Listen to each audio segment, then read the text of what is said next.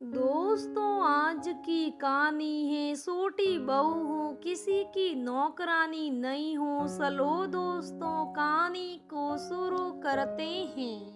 एकता की शादी 4 महीने पहले अरुण से हुई थी। भरा पूरा परिवार, 2 जेठ जेठानी, सास सुनैना जी और एक ननंद जिसका विवाह हो चुका था। ससुर जी का कुछ वर्ष पहले देहांत हो गया था। दोनों जेठानी के दो दो बच्चे। अरुण दूसरे शहर में नौकरी करता था। इन 4 महीने में अरुण हफ्ते में 1-2 बार आता था। सुनैना जी का मानना था कि बहू परिवार में रहेगी तभी लगाव होगा। अरुण के साथ एकता को भेजने को राजी ना थी। वैसे तो सब अच्छा था, लेकिन शादी के बाद अगर लड़की पति के साथ रहना चाहे तो क्या गलती है। एकता ने अरुण से कहा साथ चलने के लिए, लेकिन सुनैना जी ने मना कर दिया। अरुण माँ के सामने बोलता नहीं था। जो मम्मी कर रही है वही ठीक है, जो कर रही है वही सही है। एकता आंसुओं को पी गई। एकता को ससुराल में अब तक कोई कष्ट नहीं था, क्योंकि वो आगे बढ़कर काम करती, जेठानियों को काम से हटा खुद करती। ये उसके संस्कार थे। इस बीच पता चला कि उसके पाँव भारी है, पैरों पर सूजन आ गई, थकान रहती और उस रक्तचाप सुबह जल्दी ना उठ पाती तो सासू माँ दरवाजा पीट देती। बड़ी जेठानी नाश्ता बनाएगी क्या। एकता इन शारीरिक और मानसिक बदलावों से जूझ रही थी। वो भी अकेली रसोई में गई तो बड़ी जेठानी बोली, क्या हुआ। पैर बहुत दुख रहे हैं, सूझ कर खड़ा नहीं हुआ जा रहा है, एकता ने कहा। तो छोटी ने झट चूल्हा नीचे रख दिया, ये बताते हुए कि आलू के पराठे बनेंगे। समझ आ गया था एकता को कि मैं इनकी सेवा करूं तो ठीक, ये लोग मुझे नहीं समझेंगे। अरुण से फिर कहा, लेकिन कोई फायदा नहीं। पूरे परिवार के तीनों समय के खाने की जिम्मेदारी एकता की थी, छोटी बहू थी ना। उस पर सुनने को मिलता, आजकल की बहुएं तो परिवार के साथ रहना ही नहीं चाहती, भूख भी ज्यादा लगती तो बता दिया गया था कि तेरी छोटी जेठानी तो हर वक्त खाती रहती थी। सासू माँ से पहले बहू खाना नहीं खाती, ये भी नियम था। सुनैना जी रात को 11 बजे खाना खाती और एकता को 8 बजे ही भूख लग जाती। अपने कमरे में पड़ी भूखी से रोती रहती, संकोचवश खाना नहीं खाती और परिवार तो मानो बेखबर था। और अरुण बार ऐसे ही वक्त निकाल रहा था। कहते हैं ऐसी हालत में औरतें फरमाइशें करती हैं, लेकिन एकता ने कभी नहीं करी, किससे करती। आखिरी 2 महीने में सुनैना जी का नया फरमान जारी हुआ, सारे घर में पोसा अब एकता लगाएगी। उस रक्तचाप में पोसा ये भी करा उसने। दोनों जेठानियों के बच्चों को पढ़ाना भी जरूरी था। दोनों समझदार जेठानियों ने अपने बच्चों के लिए रिवीजन टेस्ट पेपर भी बनवा कर रख लिया था। सब कुछ होने के बाद भी एकता के दिल के किसी कोने में एक खुशी थी कि इस सब के बाद में एक माँ बनूंगी। खैर वो शुभ दिन भी आया। चांद से बेटे को देख वह सब भूल गई। हाँ, पहली बार गोद में लेकर माफी मांगी थी अपने बच्चे से।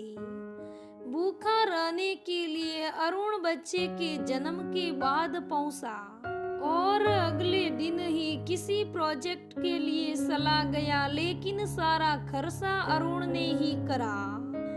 परिवार ने नहीं ऑपरेशन हुआ था, घर पहुंची तो उसी रात सारा परिवार पड़ोसियों के बेटे की शादी में चला गया। बड़े जेठ जी को छोड़कर उन्होंने कमरे में बाहर से पूछा भी कुछ चाहिए तो नहीं। क्या कहती एकता की मुझसे करवट नहीं ले जा रही है, यहाँ बैठकर बच्चे को गोद नहीं ले पा रही। डॉक्टर ने हर दूसरे दिन टाँकों की पट्टी बदलने को कहा था। कभी बड़ी जेठानी से कहती तो कभी छोटी से, लेकिन किसी को समय नहीं था। शीशे के सामने खड़ी हो खुद ही पट्टी कर लेती थी। एकता और उसके बच्चे के धुले कपड़े एकता के सामने रख दिए जाते, तय कर लेना।